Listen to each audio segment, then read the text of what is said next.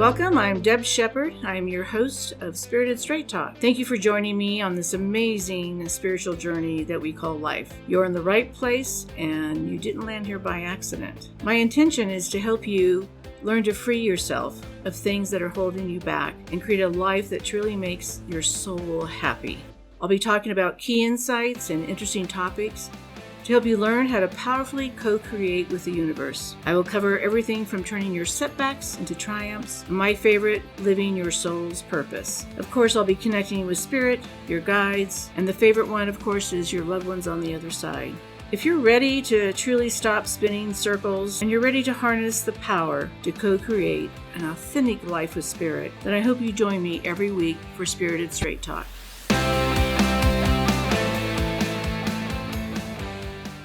Hello, everyone. This is Deb Shepard. I'm so glad you're joining us.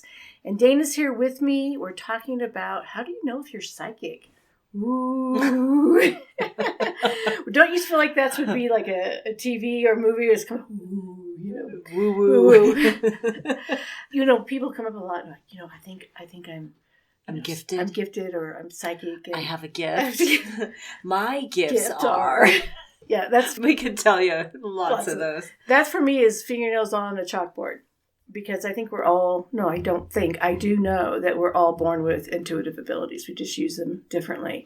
But today we're going to talk about the really intuitive individuals like myself and understanding how it works and how to develop them and how not to be afraid of this stuff, because I think people get into fear when they are opening themselves up, or they're thinking they're going to get something really negative, or they've had some experiences in the past that has scared them. Mm-hmm. And I'm always here to make it feel safe and comforting and what we use. Because it's not scary. It's not scary. Mm-hmm. I mean, I'm scary, but not you are scary. There are times when I'm like, how the hell did you know that? Yeah. A lot of people say that they were, born this way. And I'm sure I was too. I mean, we talked about me having drowning at the age of 2, which releases all that DMT in your brain. And, changes your chemicals in your brain. In your brain. So I'm sure that has something to do with it. So you had near death. A near death, yeah. They revived me. But with that said, I don't remember a whole lot as a kid really seeing things. The only thing I really remember is my mom saying I would finish people's sentences. And I had still do that. Do I really? Yep, every day. Well, I think you anticipate what somebody's going to finish their sentence with. Like, you'll listen to part of the sentence and then you finish the rest of it. Oh, okay. This is new information. Again.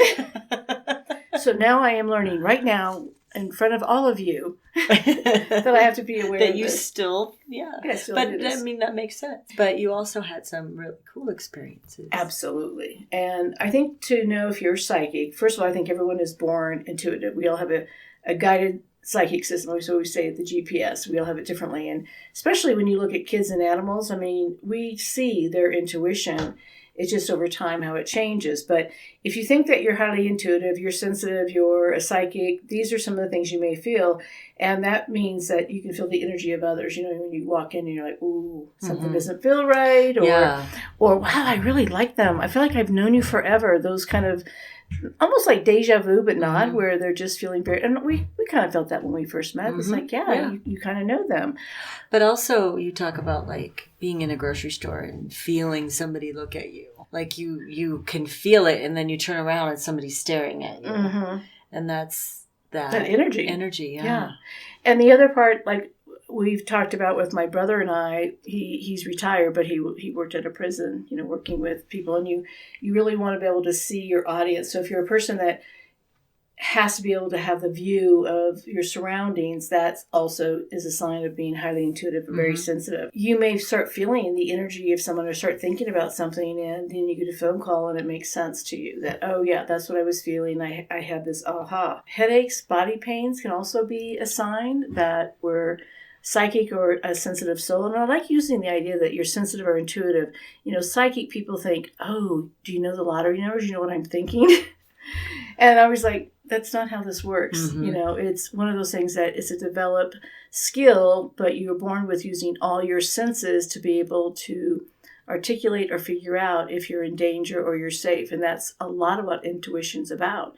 People that have really followed their intuition over time has that idea without the black and white information, so they use their intuition to be able to figure out how to move forward.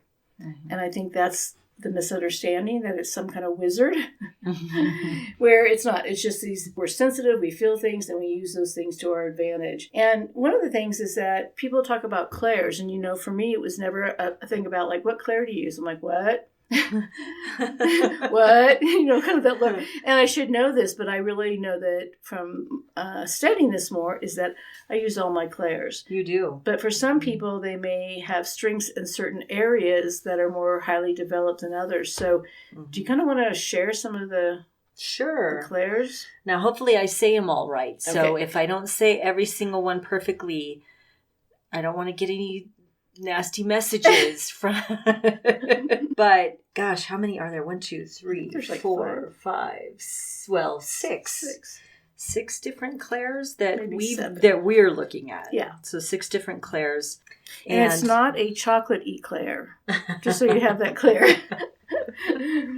These are how your body senses things and is able to respond to the energy around you. And we have to remember, before you go into this, Dana, is we're energy, everything is energy. Mm-hmm. So we can feel the vibration of the planet and what happens in our planet. So if people are trying to figure out, like, how do I understand this? It's all in energy. Mm-hmm. We feel and know, and then we try to put words or substance to it. And after I share these, maybe you can tell me, because you've worked with so many students and mentored so many people, which one is probably most common as well. But so the first one is Clairsentience.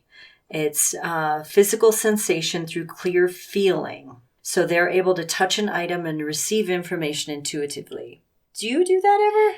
Yeah, it's funny. You have. I have. And for me, when I get an item, it actually, or they want to show me a picture, I'm sure I could develop that better. But people sometimes can feel and get information. I can usually just feel the person's first name and get a feeling about it. You kind of bypass the need to hold something, basically. Yeah. Uh-huh. So I mean, like some people, they have to have an object, right? Absolutely. And that would be that clairtendency, like which is holding an object to absorb that information. And you don't really need that. I don't need it. I think when I work with people, sometimes we'll try to do that just to see if they get information from it. Mm-hmm. But yes, it's not, for me right now, I can use it, but it's not needed or necessary. Gotcha. I wouldn't think that that's a super common ability. No, but if you think about people that work in the antique stores, when you go into and you feel certain vibes from antiques or an old home, there is a vibration. So when people go to a place that's had maybe a war. So we have to remember, when you go in, people go, oh, this house is haunted, or there was, a murder here. There is a vibration of energy in locations that people can feel. I have a different idea about whether it's a haunting. But yeah, we can feel things in certain areas of the world that give us that sense of something. Okay. It's cool. Now, I know for sure you have this one, Clairgustance, which is the ability to taste something. So during your readings, you will taste alcohol, you will taste cinnamon rolls, bread, pasta, menudo. Yeah. That one's come up before, but you'll even taste cigarette smoke. Oh, yes. If somebody was a smoker, you'll taste all that, which is really cool to watch. Or before they died, I'm tasting chocolate pudding. Mm-hmm. I'm like, oh, they had chocolate pudding, so I will feel those senses. That was their before death treat or something. Yeah. Okay. So that's kind of fun. And that's what's really great, is that you get to sense those things. Like I can tell if they had moonshine or bad vodka or things like that, which is like the cheap stuff versus the good stuff. Yeah, absolutely. I've heard you say that before.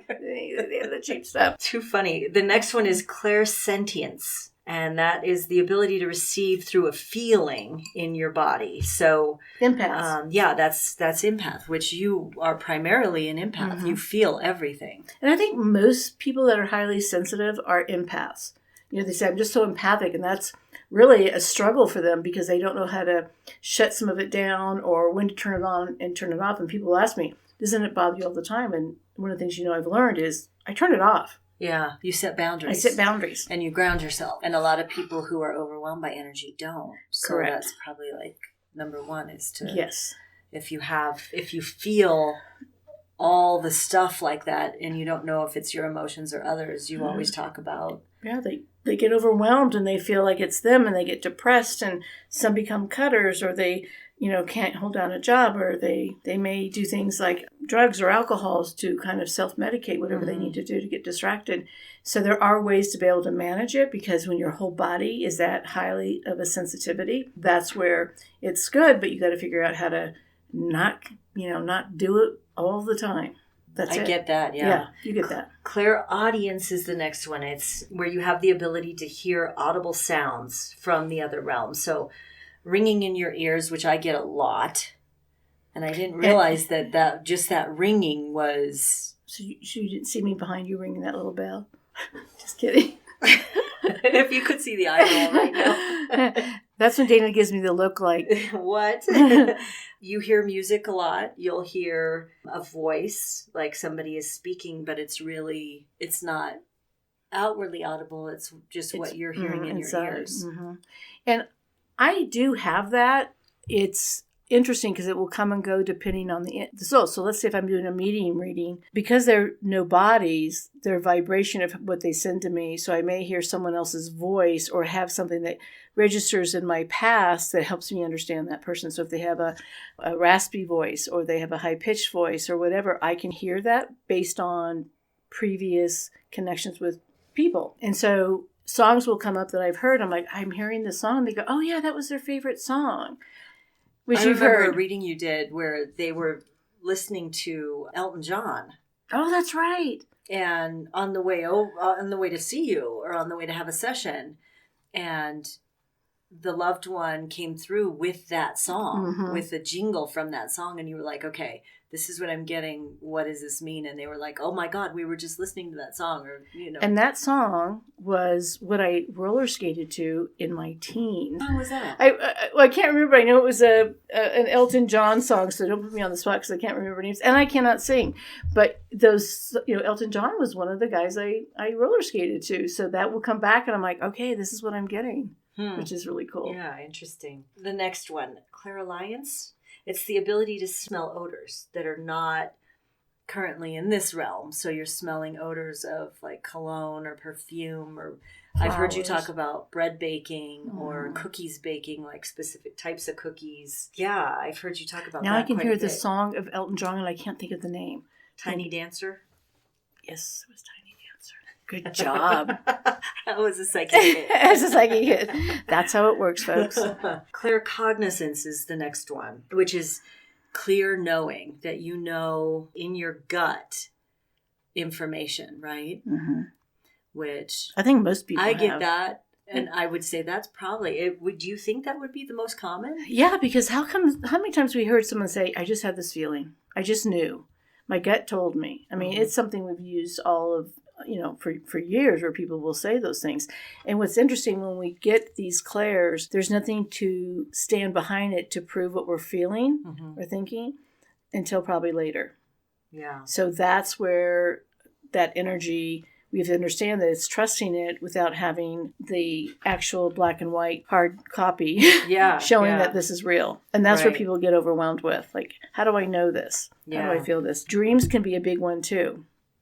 And how we see dreams. So along with these, it's also that dreams, or just that feeling, and we hear things and we're like, yeah, that just feels right, or that doesn't feel right. Right. Either way. Yeah, I think I get that one a lot. The just that knowing, like, you cannot deter from what you're feeling. You just know it so deep in your gut that you're like, this is it. And then you're right. I think the biggest challenge is when people don't have the same feelings, so they can't validate. And so that's when people throw out their intuition out the window, because no one else is seeing it the way I am. And it's like, you don't need other people's opinion. This is you're the frequency. It's your frequency. You're this vibration that's connecting with the planet and the things around you, and it's telling you something. Just like when an animal knows, okay, winter's coming, or I need to protect my babies, or whatever it is. These animals know intuitively. They don't go read the paper or consult somebody. Yeah. Let's all have a meeting, geese, and see what this really means, right? Well, you talk about it a lot, like you're a radio receiver, and that you're receiving that information. Like, just pretend you're a receiver. And you're that hardwired with the vibration of the planet. And the more that you are aligned with that versus worried about judgment and fear, what happens is all those things begin to shut down when you're looking for validation on the outside. So that's why for some it feels very scary, or it may feel, oh, I don't know where this is coming from. And so people get overwhelmed with it versus just sitting with it and going, let me just see where this takes me. And I wasn't raised to believe that any of this was possible. It was just one of those things that hit me over the head. I'm like, okay, let's figure this out. So you were clairvoyant. I guess so. That's the last one I have here is clairvoyance. It's the ability to receive information through visions, past or future, which you've done both. And then, so you're receiving divine information through your crown chakra and your third eye. Yeah, which is all on the top of your head. So when you ever get those goosebumps or that tingling on top of your head, those are all like the vibrations and energy coming through. You say that a lot. You're like, oh, my head's tingling. Like, okay, they're here. So it's like and you always explain that it's like a little bit of a movie playing inside of your head, that you get these images that flash or they show you a movie. Fascinating. Like, how does Still it feel? Fascinating. Yeah. So like when people see numbers, that's not me. You know, I see all this other kind of stuff, and then it doesn't usually make sense to me. You get numbers. I do get numbers, but I'm not like seeing numbers like someone like a scientist or a mathematician, that kind of thing. Like numerologist. Or look at people in science that see numbers, right? That's not me. Those are all the clairs. Which is really kind of cool. Yeah, so I wonder how many listeners fall into one of those categories. Like usually, even people that have your abilities, like truly have your abilities, have one or two of these. Like they're mainly clairaudient, and so they hear things. You know, they have one or two of these. But to have them all, that must be really overwhelming, Deb Shepherd.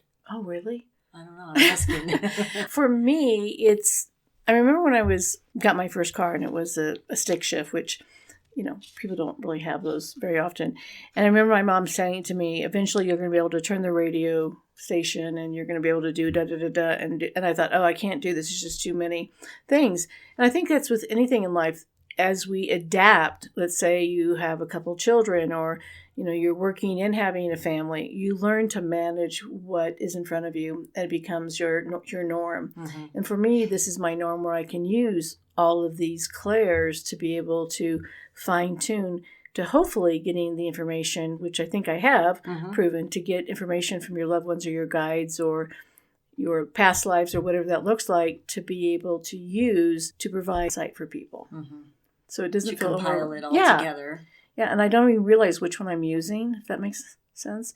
It's more of, you know, let it come in and feel how it's supposed to come through. And depending on if it's like a medium session, is that person verbal? Or were they a person that was really quiet? What am I going to see? So it's dependent on the personalities coming through as well. That's cool. Yeah. Like they'll speak to you with whatever is their dominant trait. Yes. But the fact that you can use those, feel all of it, regardless of how they want to communicate, they've got you. Got to come visit Deb Shepherd. Sometimes I'll go, were they real quiet? They go, yeah. I go, they're really quiet here sitting in the recliner watching everybody else. Because that's how it feels, is they're just really quiet. They're sitting back. Yeah, they're sitting back and watching. Well, that's how you know it's them, though, if their true personality while they were here comes through. I think the thing with when people use the word psychic, if you use the word sensitive or intuitive, people can embrace it better. Because the word psychic seems to scare people. Because it's a little woo-woo. Yeah. Versus psychic and intuition and sensitive are all basically the same vocabulary that we're Different using. Words, same thing. Yeah. It's realizing that if you want to use a different terminology, that's okay too. And when you don't use it, that's there. I think that's when we go into challenges. You know, when I got married the first time, right? Yeah. I've told you the story. Yeah. It's an interesting one. I remember walking down the aisle and thinking, run, Forrest, run. Run, Deb, run. And actually seeing the car outside of the building thinking, I could jump in the car and go. Wow. You know, there's a lot of people there. You know, you plan for that period of time and everything. And I remember getting up there, even saying the vows, going, run. And the marriage didn't last, of course, very long, and I was very young. And I look back now, and I know without a doubt And he was a creeper. He was a creeper, yeah, besides that. And, you feel like you have to do something, and I didn't listen to my intuition. And, of course, a year later, my life completely turned upside down. Part of it is it's good that I went through that because I realized at that point I didn't listen to my intuition, but I also got mad at him and other things because it didn't turn out the way I expected. But I was told in advance, don't do this. Mm-hmm. And I think we all have that time. You can't imagine no one in life can say, I regret not listening to my gut. Mm-hmm. But also the other side of it is it teaches us to listen, because if I would have listened, maybe I would have thought, oh, maybe I made a mistake. Mm-hmm. So it's also the good thing. But you've had the same experiences where, should I be doing this? And our gut was like, should I be doing this? And if you're saying that, the answer is no. Right.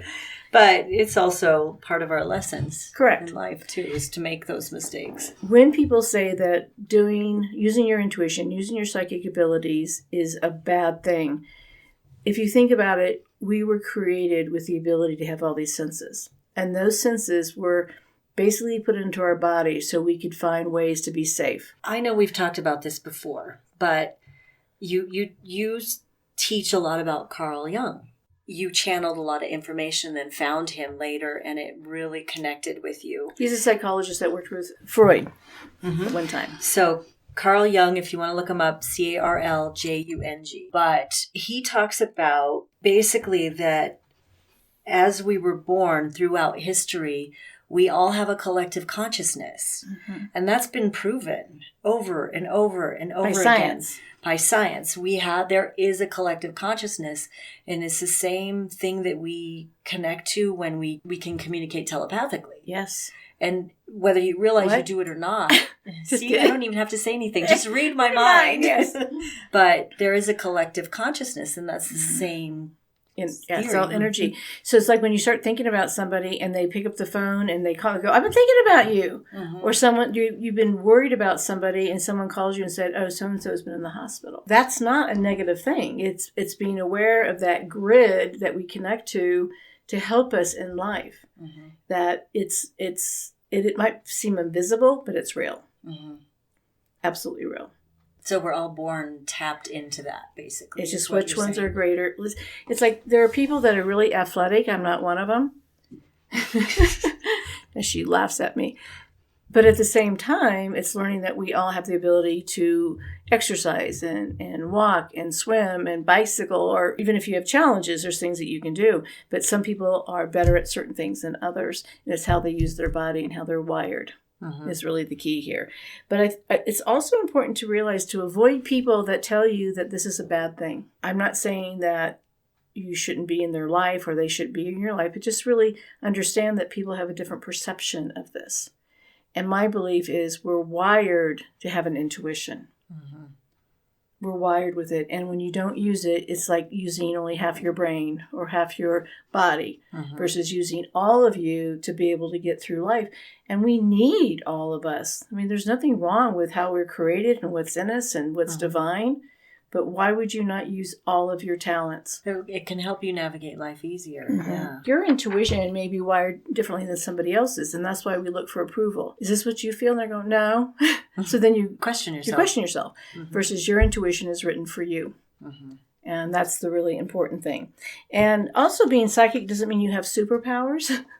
People think that it's a big gift. I think that when you look at the alignment of intuition and you use these clairs that we're talking about, it's using every cell, everything that you were born with to the best of your ability.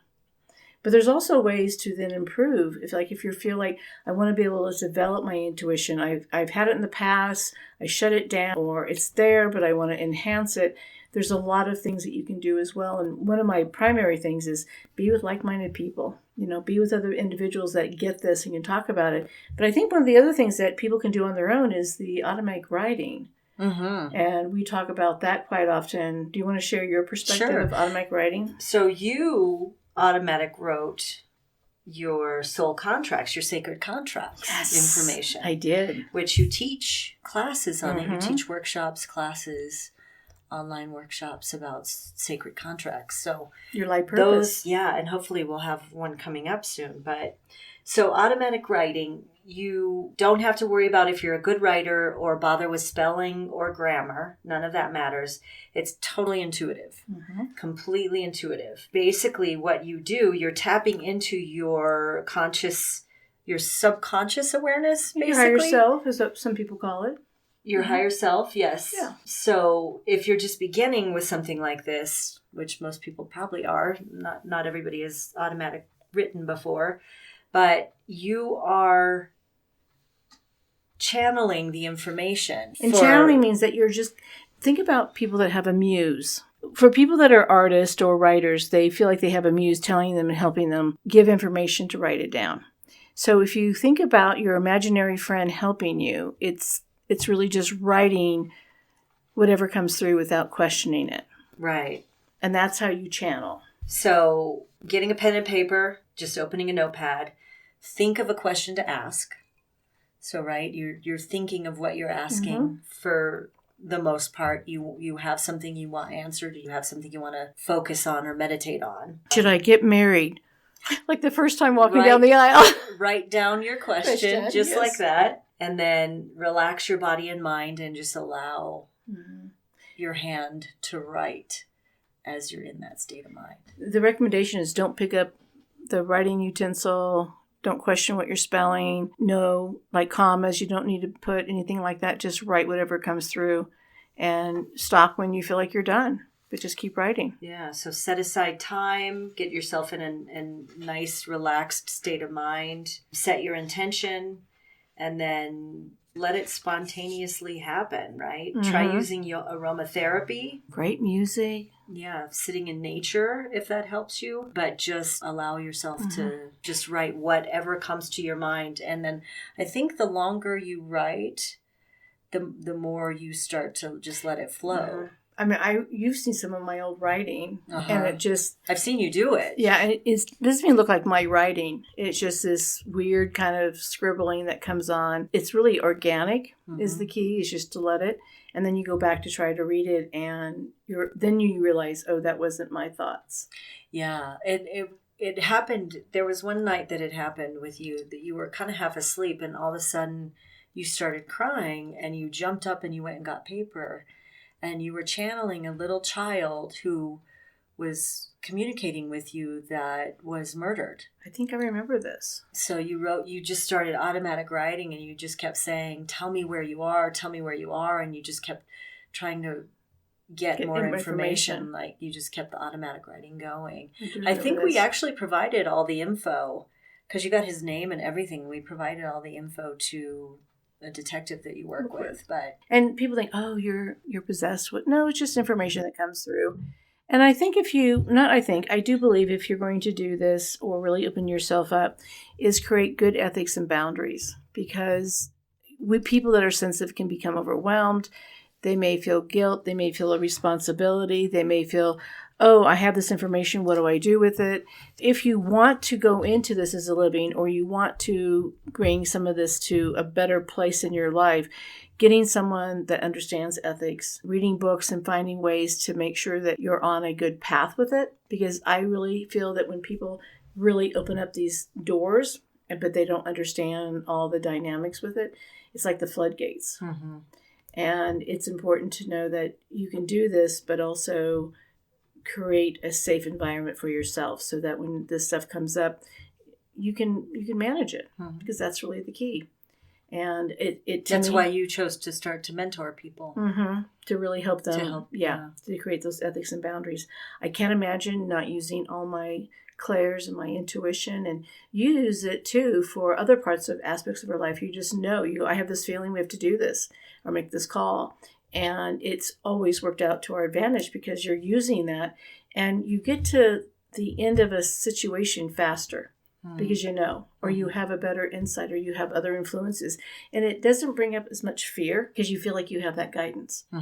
And that takes that out of it. Is I don't have the fear. I know that this is the direction I am supposed to go.